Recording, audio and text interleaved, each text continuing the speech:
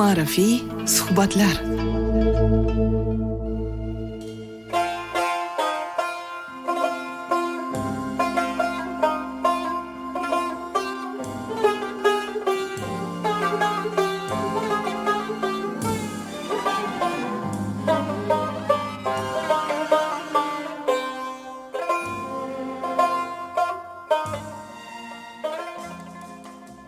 Assalomu alaykum muhtaram muxlislar.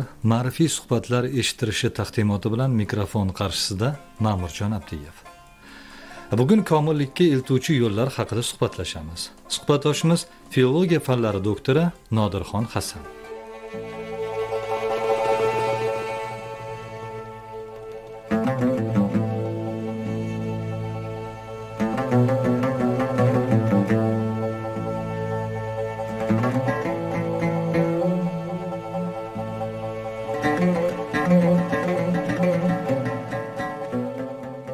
Faqir yigit shoh qiziga, ya'ni malikaga oshiq bo'ladi. Ammo faqirligi, qo'li kaltaligi bois umidsizlikka tushadi va bir donishmand darvish oldiga borib maslahat so'raydi. Shunda donishmand: "O'g'lim, shaharga kirish darvozasi oldida o'tir. Kim nima so'rasa faqat Alloh degin. Boshqa biron so'z aytma" deya maslahat beradi. Faqir yigit donishmand bergan maslahatga amal qilib, oylar davomida faqat Alloh, Alloh so'zinigina aytdi.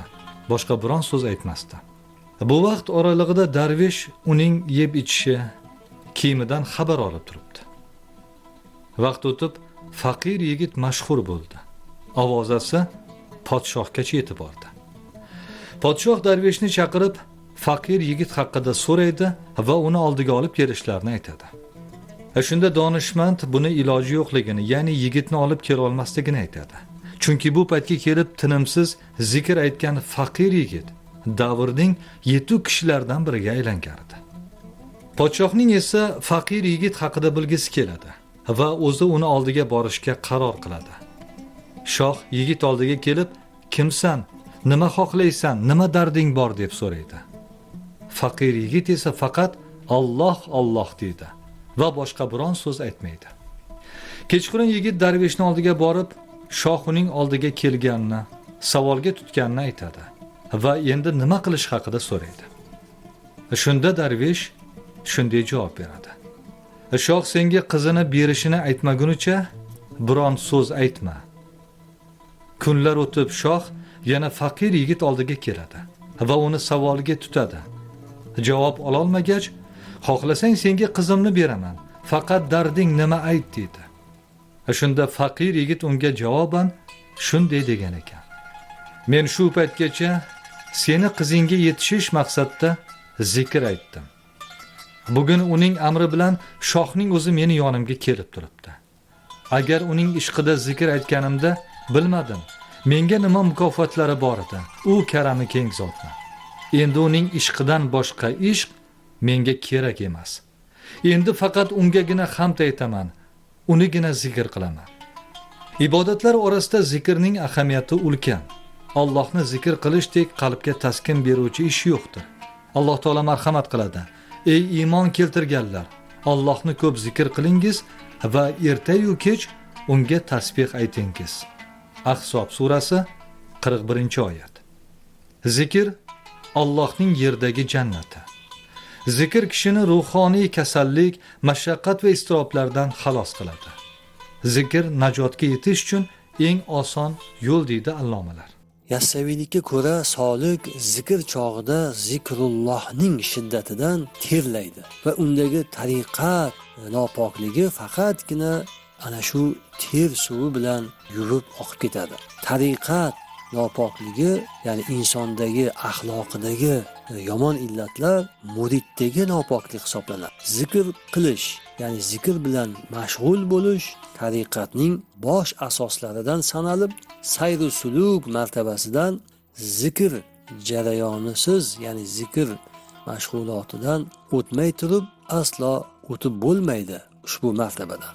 Zikr murid qalbidan nafsoniy va shaytoniy vasvasalarni chiqarib tashlaydi va ko'ngilni poklaydi.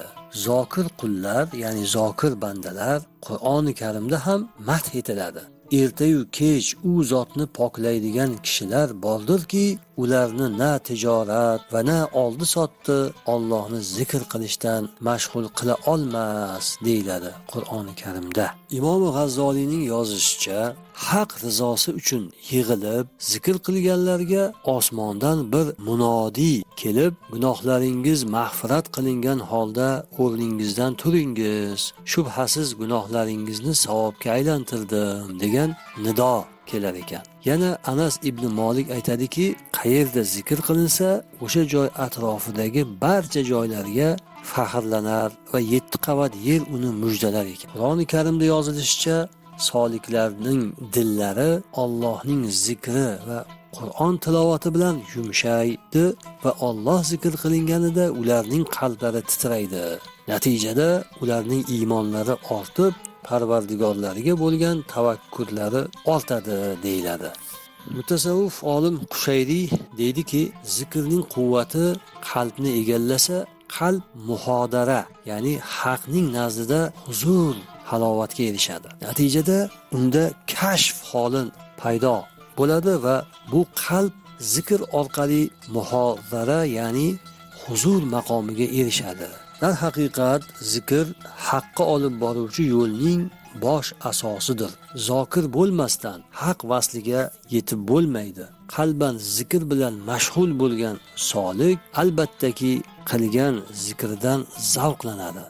Yassaviyning ta'biricha shavq sharobini ichadi, chunki zikr chog'ida zokir zikr qilganni, ya'ni Allohni topadi va Alloh tomonidan unga marhamat va qalbiga sakina, ya'ni ilohiy taskinlik, xotirjamlik ato etiladi. Hazini zikri arra, ya'ni jahriy zikrni tafsir qilib shunday deydi: ko'ngil bog'i uning zikri bilan tarru toza, ya'ni top-toza, pok-pokiza bo'lg'ay.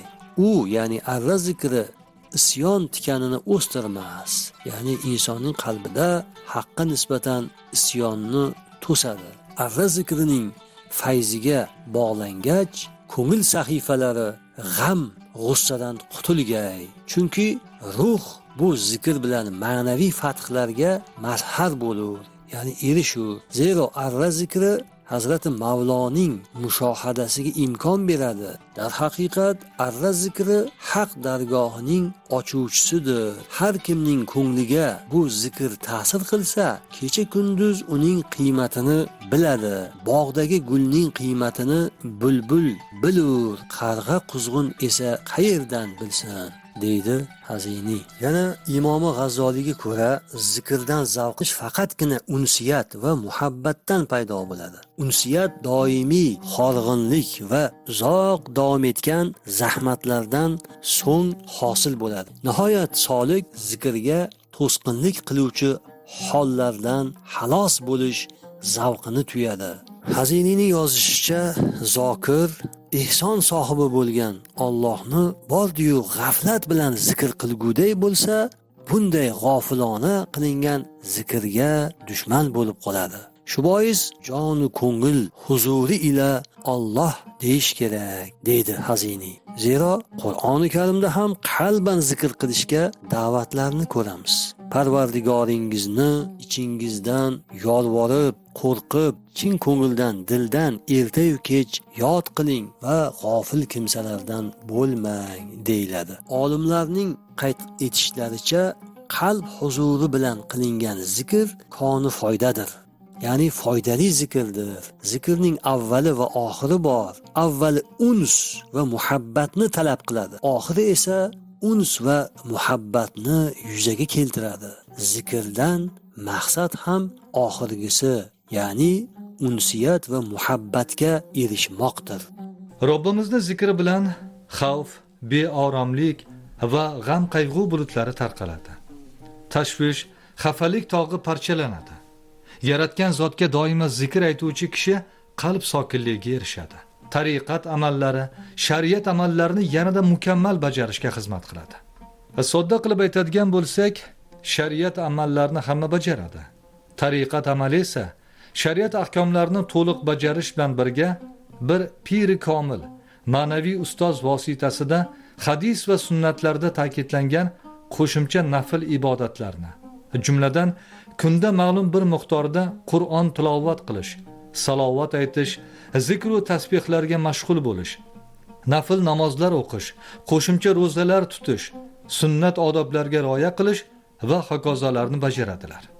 Tariqat peshvolari bo'lgan Imom G'azzoliy, Ahmad Yassaviy, Hazrat Bahovuddin Naqshband va ularning izdoshlari, hikmatlari, yozgan asarlari bizga shu yo'ldan og'ishmay yurishimizga xizmat qiladi. Ularning hikmatlarini eshitganimizda oradan yillar o'tsa-da, o'z ahamiyatini yo'qotmaganligiga shohid bo'lamiz. Endi tasavvufda, xususan yassaviylikda muhim o'rin tutgan xilvat odobi haqida so'z yuritamiz. Hazini xilvat odobini yassaviylik talab va qoidalaridan kelib chiqqan holda bayon etadi. Uningcha arba'inu xilvati mardoni kor nazdi nomardoni kohil aybi or. Ya'ni arba'in va xilvat mardlarning ishidir. Nomardlarning nazdida arba'in ya'ni xilvat ahamiyatsizdir. Chunki ular xilvatga kirishga or qiladilar, uyaladilar, hijolat tortadilar. Xilvat va arba'inning hikmatini bilmagan inson kohil ya'ni qalb ko'zi yopiq, zohiriy ko'z bilan ibrat olishdan nasibsiz kishi. Ularga ko'ra xilvat aybu ordir. Ammo haq yo'lining soliklari uchun arba'in ya'ni xilvat ma'shuqi bilan yolg'iz birga bo'lishdir. Xilvat albatta yassaviylikning asosiy talablaridan hisoblanadi. Lekin Ahmad Yassaviy xilvat odobini joriy qilish va unga amal etishda birinchi navbatda Hazrati payg'ambarimizni o'ziga namuna qilib olgan.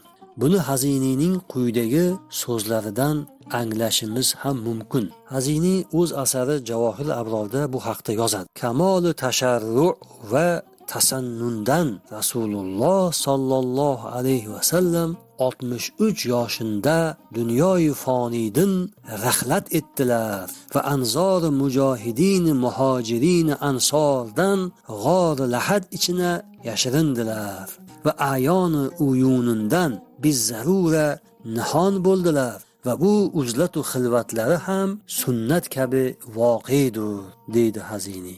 Ya'ni Ahmad Yassaviy hazratlari kamoli shariatga hurmatlaridan va payg'ambar alayhissalomga bo'lgan hurmatlaridan u kishining sunnatlari e'tibori ila 63 yoshida bu o'tkinchi dunyodan rihlat qilish, o'tkinchi dunyoga bo'lgan aloqalardan uzilish va boshqalardan ko'zlardan yiroq bo'lish va ko'proq toat ibodatga, zikrlarga sho'ng'ish uchun yer tagida o'zlariga chuqur qazdirdilar va odamlarning ko'zlaridan g'oyib bo'ldilar. Va bu uzlatlari, ya'ni xilvatlari sunnat amali o'laroq zohir bo'ldi deb yozadi Hazini. Hazini Ahmad Yassaviyning yer ostiga kirishini quyidagicha tasvirlaydi. Ahmad Yassaviyning tilidan: endi yoshim va umrim 60 dan ziyoda bo'lmuş. Istaymanki o'zimni ziru zaminda nihon aylasam. Buyurdiki bir choh qazidilar. Nardubon ila pastga inilur. Hazrati Ilyos nabiy va Hazir alayhissalom ittifoqlari ila bino bo'ldi va shu bois necha yuz yildirki u buzilmasdan bugunga qadar turibdi. Hazini Yassaviya maktabi shoiri va Yassaviyning izdosh sifatida o'z asarida bu ulug' pirning, ya'ni Ahmad Yassaviyning xilvat borasidagi qimmatli fikr qarashlarini ham bayon etadi. Uning yozishicha, xilvat va arba'inning ba'dal vuzu ala vajhil mashruh shariatu qavoidindan bir savmdir. Ya'ni Yassaviyning aytishi bo'yicha, demak xilvat va arba'in bir poklikdir, shariat qoidalarini amalga oshiruvchi bir amaldir. Ya'ni bir ma'naviy va moddiy poklikka erishtiruvchi bir amaliyotdir, tadbiqotdir. Yassaviyning xilvat borasidagi fikr qarashlari Devon-i Hikmatdan ko'ra Javohir Abrorda kengroq berilgan ham deyishimiz mumkin. Shu bois Hazinining asari bilan tanishmasdan turib, Yassaviylikda xilvat masalasini to'g'ri va keng yoritish qiyin. Masalan, xilvat so'zining istilohiy ma'nosini olib qarasak, Yassaviyning bu xususdagi sharhi mutlaqo o'ziga xosdir. Hazini yozadi: Ahmad Yassaviy aytur, xilvat kalimasida mundarij bo'lgan hurufda ko'p hikmati g'amiza bor. Solikin qulubi maonilaridan mutaassir bo'lur. Ya'ni Yassaviy aytadilarki, xilvat so'zining o'zida juda ko'plab ma'nolar bor. Hatto har bir harfi juda ko'p hikmatlarni, mazmunlarni o'ziga aks ettiradi. Va bu harflardan, bu mazmunlardan, bu yo'lning soliklari juda ta'sirlanganlar va futuhotlarning sababi taraqqiyul maoni muavviradir. Va bu ta'sirdan ma'naviy fathlar hosil bo'lgan deydi. Ma'naviy taraqqiyotlarga erishganlar deydi. Maxfiy bo'lmagayki, ya'ni yashirin qolmasinki, muhaqqiqin xilvat bu kalimasida bo'lgan 4 harfni, xosini xolidan, lomini layldan, vovini ruslatdan, xoni hidoyatdan aks etdi deydi. Ya'ni yashirin qolmasinki, xilvat kalimasidagi birinchi xo harfi xoli so'zidan, ya'ni xoli qolish, yolg'iz qolish. Lom harfi esa layl, ya'ni kechalari ibodat qilish. Vov esa vuslat, ya'ni sevgiliga erishish va oxiridagi ho esa hidoyat so'zidan o mazmunini aks ettiradi deb Ahmad Yassaviy tushuntiradi. Ahmad Yassaviy tilidan bayon qilingan quyidagi so'zlar ham nihoyatda ahamiyatlidir. Shayxul mashoyix Ahmad Yassaviy Quddusi Sirhul Aziz aytur, xilvat ikki qismdir. Xilvati shariat bo'lmaguncha, xilvati tariqat bo'lmas. Demak, shariat xilvati amalga oshmaguncha, tariqat xilvatiga erishib bo'lmaydi.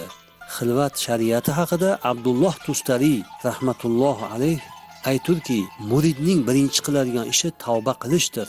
Bu ish pushaymonlik, voz kechish va yomon fe'llarning go'zallariga almashtirish bilan bo'ladi. Bu a'zoyi badaniga hokimlik qilib, sukut saqlash, tanholik, halol luqma va Allohning haq huquqlariga rioya qilmoqdir. Allohning yordamini istamaguncha yuqoridagi xususlardan birontasi to'liq amalga oshmaydi.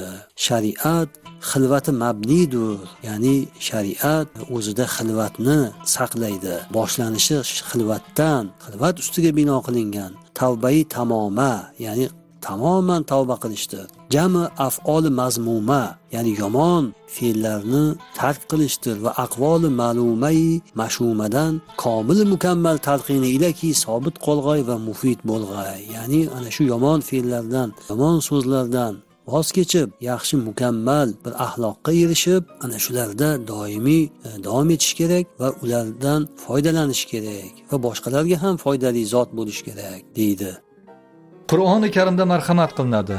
Ular iymon keltirgan va qalblari Allohning zikri bilan orom oladigan zotlardir. Ogoh bo'lingizki, Allohni zikr etish bilan qalblar orom olur va taskin topar.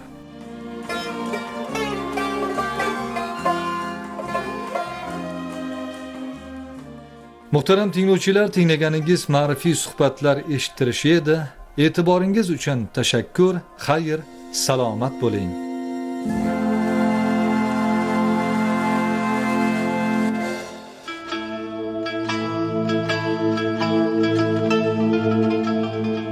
Ma'rifiy suhbatlar.